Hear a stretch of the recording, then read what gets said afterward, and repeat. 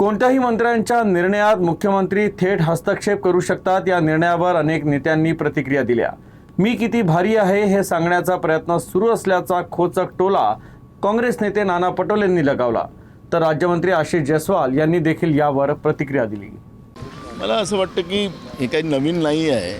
आखरी मुख्यमंत्री हे प्रमुख असतात मंत्रिमंडळाचा, आणि त्याच्यामुळे एखादा चुकीचा निर्णय झाला एखाद्या मंत्र्यांकडून तर त्याला रद्द करण्याचे अधिकार हे पहिलेच आहे। काही नवीन तर काहीच नाही आहे। असं तर नाही एकनाथ शिंदे किंवा इतर नाही ते सांगत असतील की, कारण की या तीन त्रिकुटाचं जे सरकार आपल्या राज्यामध्ये आहे त्याच्यामध्ये मुख्यमंत्री मी किती भारी आहे हे सांगण्याचा एक प्रयत्न करत असतील, त्याला आठवण करून देत असतील। पण ऑलरेडी या सगळ्या गोष्टी आपल्या संविधानातच आहे, त्यामुळे मुख्यमंत्रीच हे महत्त्वाचे असतात।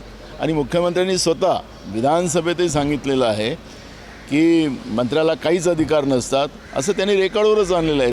नाही, तो अधिकार मुख्यमंत्र्याचा असतो। मुख्यमंत्री शेवटी बॉस असतो, बॉस इज ऑलवेज बॉस। त्यामुळे त्यांना तो निर्णय घेण्याचा अधिकार आहेच, त्याच्यावर कुठलाही प्रश्नचिन्ह उपस्थित करण्याचा प्रश्न उद्भवत नाही।